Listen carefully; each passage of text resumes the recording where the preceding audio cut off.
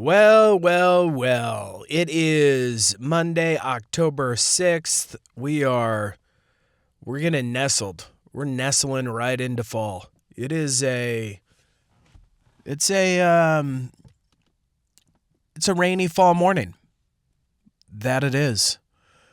It was like 90 over the weekend. And it's that weird fall heat. I don't know how to explain it, but it's just kind of weird. It's like it wants to be cool, it wants to be hot, it's dry. It's interesting. Sometimes it doesn't feel the best on the organ that is the skin. But we make do. Yeah, it dropped. It was like 90 and then now it's 55. So temperatures are dropping, just like how Taylor Swift's album just dropped. That was, oh God, I need some coffee. I don't know what that was. I was trying to correlate the two. I regretted it the second I started into it. I was like, I don't like where this is going. This is a douchey thing to say. It's just... It was not even a good play on words, but it is what it is. So the P. Diddy Demon of New York did get sentenced. He got 50 months, 4 years, and he thought he was getting out, dude. This dude thought he was walking out of the court on Friday. He thought he was going to be coming out of there going like brand new shoes and satin laces and just dancing with the newsies down the streets of New York. And it did not go that way for him at all. He even had, for the rest of this month, 5 speaking engagements booked throughout Florida. 5 speaking engagements. 50 Cent trolled him. He was like, hey, Diddy ain't going to be able to make it, but I can. Yeah, 50 Cent. And, yeah, dude, it's wild. And I know why he did that. Because he thought that he could manifest his own reality and his own outcome. When he was in court, there was a handful of books that he would bring to court and read, and one of them was called The Magic of Believing. This is by Claude M. Bristol, first published in 1948. It is a classic self-help book that teaches how faith in your own thoughts and beliefs can shape your reality.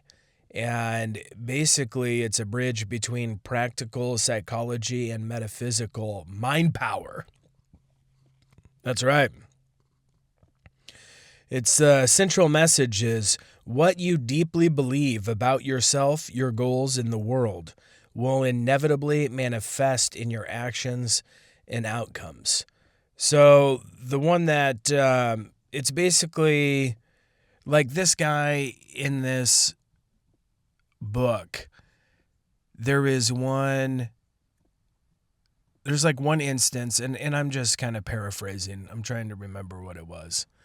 I flipped through it. I haven't read the whole thing, but when I saw that old P. Diddy was in there reading that book, I was like, what kind of magic is he doing? Let me see what this sorcerer, what this witch is trying to do. So the author is like, I was going on a boat. It was like a cruise or something like that. And he thought about how he would like a nicer cabin. And then he got a cabin because he thought about it. And then he thought about how he would love to meet the captain. And then the captain invited him to dinner and he became best friends with the captain, basically. So that is definitely, like, this book definitely teaches, like, plan the future that you want, regardless if you're facing hard prison time All you got to do is believe that you won't be getting hard prison time for the crimes that you were convicted of, and go about, putting the rest of your life in order, and you won't even go to jail. Next thing you know, you'll be on a speaking tour, just getting those claps that you need. God, he just needs to stand up in front of he was like teaching classes in prison. Dude, this guy, his like letters, he made a video, dude. Like high production value video of him like leading a bunch of children to like black excellence in schools or something like that. But it's like, dude, you've been convicted of heinous acts, and then you're gonna show a video of you like surrounded by children and leading children in order to get out of going to jail. The hubris. The prosecuting attorney said that the height of hubris, this man. And yeah, he needs those. He needs to be worshipped. That's why he's like teaching classes. He's like, this has never been done.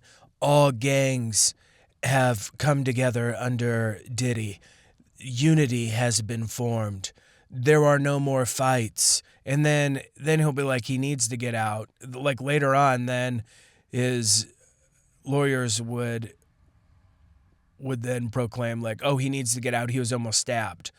But then prior to that, he'd be like, Diddy is the unifier. He's brought all gangs together, the Bloods, the Crips, the Chinese ones, and the mafiosos and everyone. And they aren't trying to stab each other.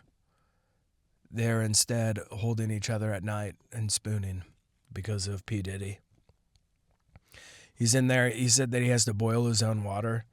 He probably really doesn't have to. He's probably trying to do alchemy, is what he's probably trying to do. He's probably trying to create baby oil from water and the magic of believing.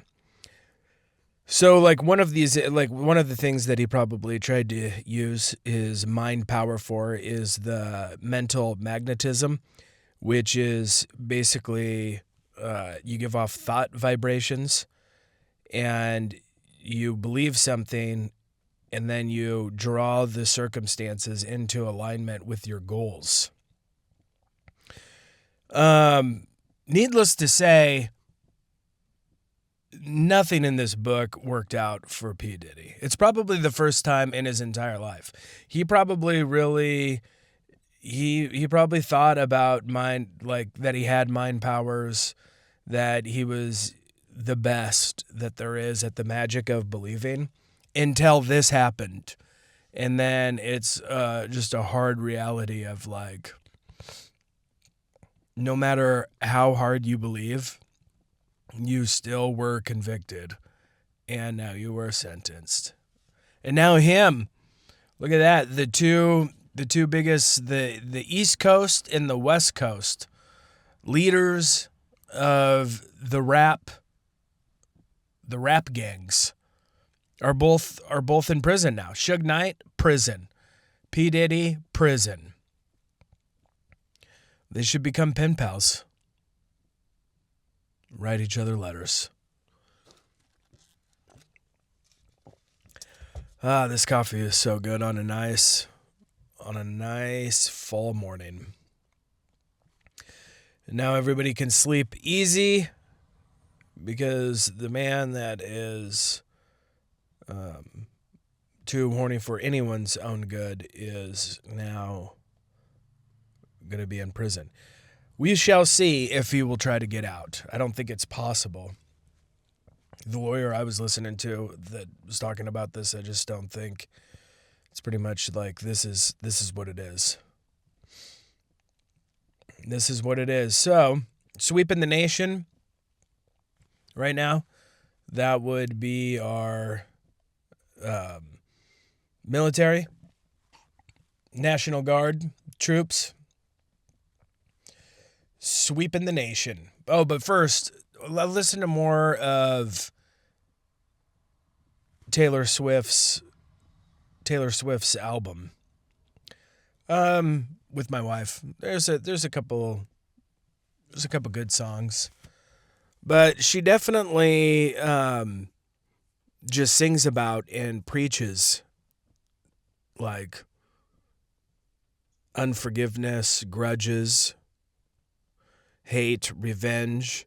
Like she's not really, singing about or teaching or preaching about anything that's like any good qualities.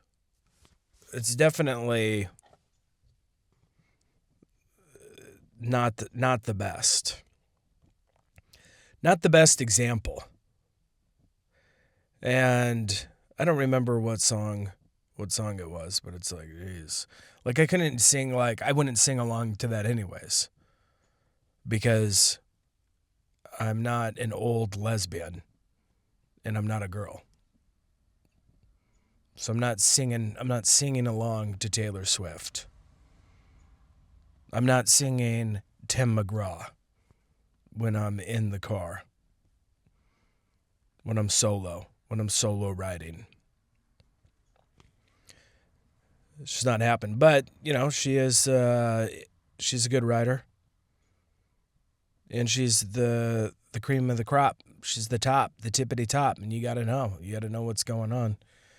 What the kids are liking these days. What's up to. Got to study the culture. So then you can comment on it and shit all over it. You call this an album? More like the lifestyle of a homeless girl. All right. That was terrible too. But hey. We just gotta keep moving through this. Gotta keep moving through this together. And figure out what else is going to be going on this Monday. Dude, so we went to Junkstock. Junkstock, if you're not from Nebraska, the Omaha area, I'm just going to explain to what it is. It's awesome. People travel, they come from all over. And it's just a really cool place it's basically in like a field, but it's a bunch of vendors, but there's like, it's not just like vendors in tents. Like there's a bunch of buildings, which are cool. I had the best donuts I've ever had in my entire life. I would eat 10 more. I would put on a pair of overalls. I will fashion up all the moo-moos. It will be all, like I will just eat nothing but donuts until like I'm sick and dying. I have diabetes. They're about to remove my legs. And they're like, Austin, damn it, son, stop eating the donuts. And I'd be like, I can never stop. Give me the donuts. Let me die doing what I love. That's how good they were, man. These things were super fresh. I think that it wasn't just like the normal donut batter. You know how like the inside of a donut is like white, basically? These weren't it. They were almost look like whole grain in a way. They just look like real ingredients. And I'm not saying that makes them healthy and that I should be able to eat them for every meal because they were still fried. I'm just trying to explain to you how they were different. Because a lot of people around this area, all right, there's Vala's Pumpkin Patch, and they have like an apple cider donut of some sort with cinnamon sugar on it. It is good. I'm sorry to say, Junkstock has beaten Vala's Pumpkin in the donut race. It's a sad, I know. People are upset about this hot take that I have. Mainly my son, who says that what I'm saying is blasphemy and that the donuts at the pumpkin patch are the best. But he knows, deep down, that these Junkstock donuts, they blew away the competition. So they're super hot. Then they throw them in a bed of cinnamon and sugar. More cinnamon than sugar, and they just get coated. And they give them to you, and they are hot, and they are crispy, and they are cinnamony. They are cinnamony.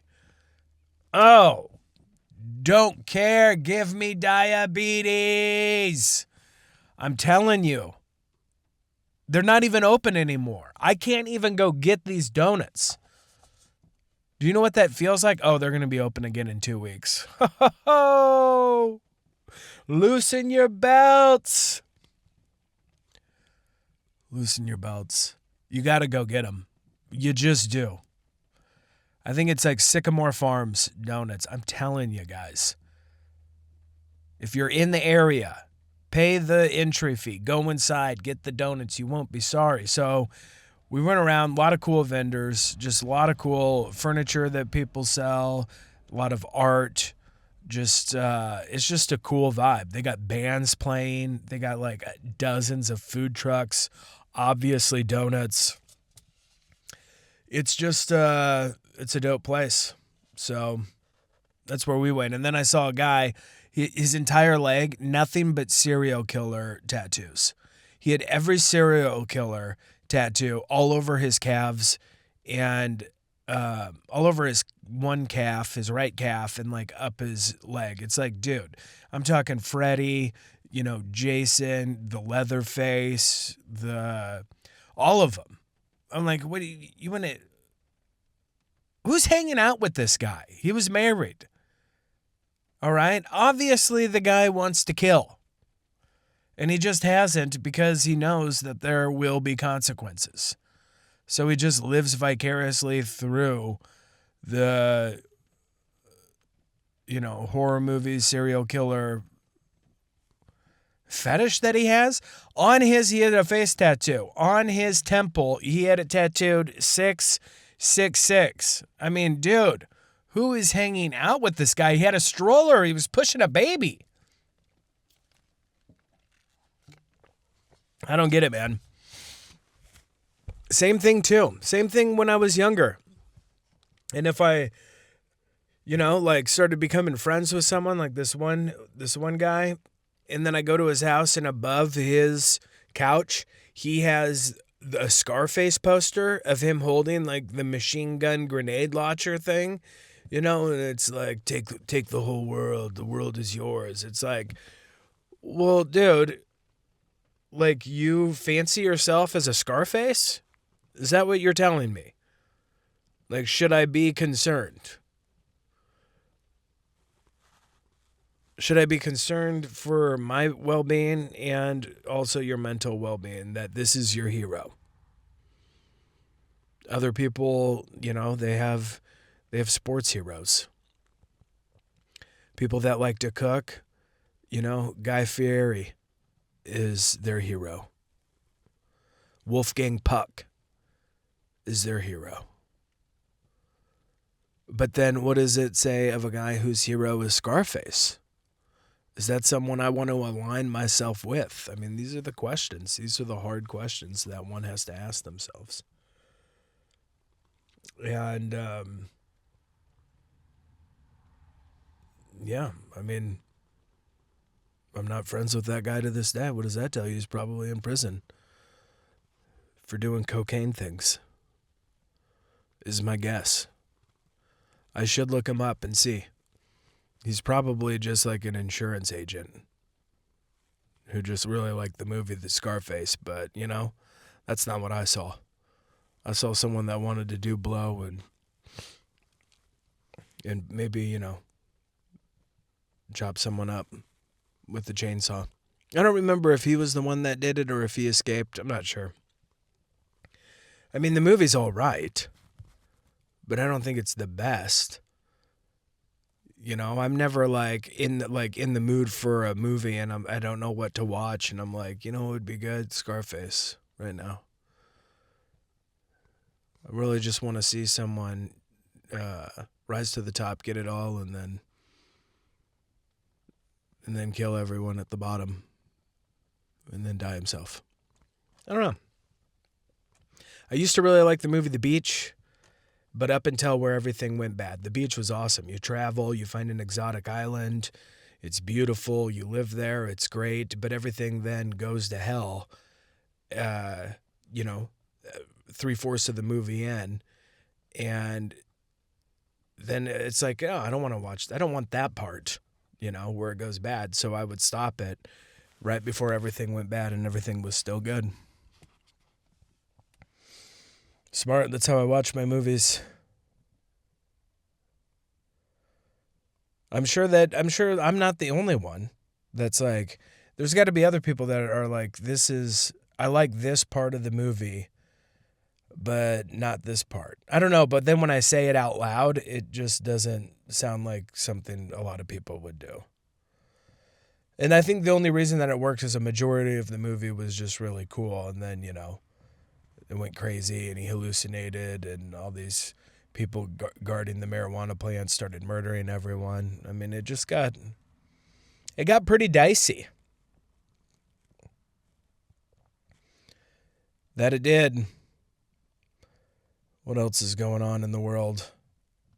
Nothing really too exciting. I mean, we're really just kind of hanging around, waiting for the beast system to be put in place, waiting for digital IDs, waiting for the mark of the beast, so we can't buy, sell, or trade without using our digital ID. So we're just kind of like in that limbo right now, But Trump is invading Illinois as we speak. I wonder what's really going on. Like, what's really happening? But Trump is suing everyone. I didn't realize that he has sued like YouTube, all the news networks, like everyone. And he's got money from all of them. Which is just wild. How many networks and media outlets has Trump sued and won? We're gonna look up the answers right now. These are the answers that people seek. This is what they want to know. It's doing a comprehensive search of the web.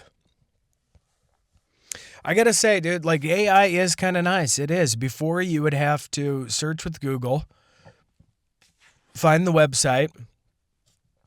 There'd be a bunch of ads. I did see that someone that works in AI said one thing that is dangerous and that we need to look out for is that if like ChatGPT and AI systems start incorporating ads with what they're telling you, because then they could just be giving you information based on whoever is paying, and then you're essentially just getting an ad and being brainwashed for a particular product without even knowing it. I mean, that is a wild scenario. All right, so it looks like, he sued ABC News, settled for $15 million. Sued Paramount, CBS, settled for $16 million. Sued over the suspension of his YouTube account, settled with YouTube for $24.5 million. And cases that did not result in clear ones, sued CNN $475 million for defamation, mainly over the phrase "the big lie," but that case was dismissed. Lawsuits against the New York Times, Washington Post have also been filed, many dismissed, but some are ongoing. So Trump be suing. He be suing. So now Trump threatens SNL with FCC attack. This is not a lawsuit, but still, FCC attack in first sketch of new season. Bad Bunny mocks Fox News. That's the headline. I'm not going to dive into it, but so now he's just like sicking the FCC on people. All right. The Don's online behavior grows increasingly odd. They're saying the president is unhinged. His online behavior grows increasingly odd. And it's because he posted that AI video which depicted Hakeem Jeffries, the first Black House minority leader, wearing a sombrero, an exaggerated mustache. You can't even, when you read this, try not to laugh. This person's like, his behavior's unhinged. What did he do? Well, the first Black House minority leader, he put a sombrero on him, exaggerated mustache with mariachi music playing in the background. And then, so this is just based on the stuff that he has posted, but just try to read that out loud without laughing. Unfortunately, the guy's funny. So, Ted Cruz, he's laying groundwork for a presidential run. That should be a real pleasure. Then Glenn Beck will be coming out saying, like, the Mormon prophets foretold about this when they were in their white underwear many, many moons ago, 100 years ago. Listen to the Mormon prophets. There was a video. It was just, how did the kids say? Cringe. It was so cringe of when Donald Trump was running the first time and Glenn Beck was like, Donald Trump can't win. He was so against him. He was going for Ted Cruz. He was doing a town hall, and Glenn Beck was walking on his knees begging people to vote for Ted Cruz because the Mormon prophecies foretold it or something. I don't know. I am definitely mixing it up. That was many years ago. That was 10 years ago, basically. 10 years ago. So all I know is there was just some Mormon stuff going on. Ted Cruz was the savior. Glenn Beck was on his kneecaps, shimmying across the stage, begging people to vote for him. That's what I remember. So that's what we're going to get again. That's coming our way. That's coming our way. What else we got going on in the world? We got all sorts of stuff. Oh, look at this. Obedient, yielding, and happy to follow. Troubling rise of AI girlfriends. Do not let your friends or family have AI girlfriends. That is rule number one of going into the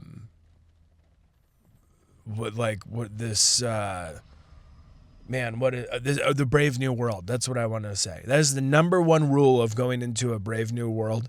Do not let your friends and family have sex robots or AI girlfriends. Ban them, steal their modem, cancel their internet, pour water on their keyboards, on their hard drives, short circuit it, blow it up, shoot it with their gun, destroy, okay? All right, I'm glad that we're on the same page there. I'm glad we're on the same page. So yeah, Musk urges Netflix users to cancel subscriptions over the new cartoon. Yeah, they have. It's just like a kid's cartoon for like little kids. It's just like two women just doing lesbian kisses. Just wild, dude. Just leave the kids alone, man. Just leave them alone. Just wait till they're an appropriate age before showing them any sex stuff whatsoever. Zero. Doesn't matter what kind of sex, just no sex stuff. How about that? And I guess Musk, I mean, the guy has like 30 baby mamas, but he cares. He cares for the children, apparently. All right, what else? So, yeah, Bezos predicts giant data centers in outer space as energy. So this guy wants to put them in outer space. Dude, the amount of data centers and AI and energy factories that are going up around the country is insane. Like they're never going to be able to. They take so much water. That is a whole nother conversation. But I've had a buddy that is just really sending me a lot of documentaries on this insane crisis. I mean, there's some people that just their entire town is just surrounded by data centers that just make humming noises and they can't sleep and they're going insane. And they have to sleep in the basements with their families because the noises and the vibrations are so awful. All right, Taylor Swift sells 2.7 million copies of Showgirl on first day. Masterpiece of cringe. I kind of get that. I get that review, that little snippet right there. It is kind of cringy. There are certain phrases like that song where she's singing like Elizabeth Taylor, like that's the chorus, like Elizabeth Taylor. It's just weird, man. It just feels weird. It doesn't feel right. It doesn't feel good on the ears. All right. That's where we're at today, guys. That's where we're at. It's starting to rain. It's beautiful out. A beautiful fall day. I can say that because I like the rain. I don't need sunshine. You know, I kind of like this vibe. But be back tomorrow. I think tomorrow I'm going to do a video. This one had to be audio for today. Subscribe to all the streaming platforms. Subscribe to YouTube. We're up to 57, I think 58. So, taking over. We're taking over. All right, appreciate it. Have a great day.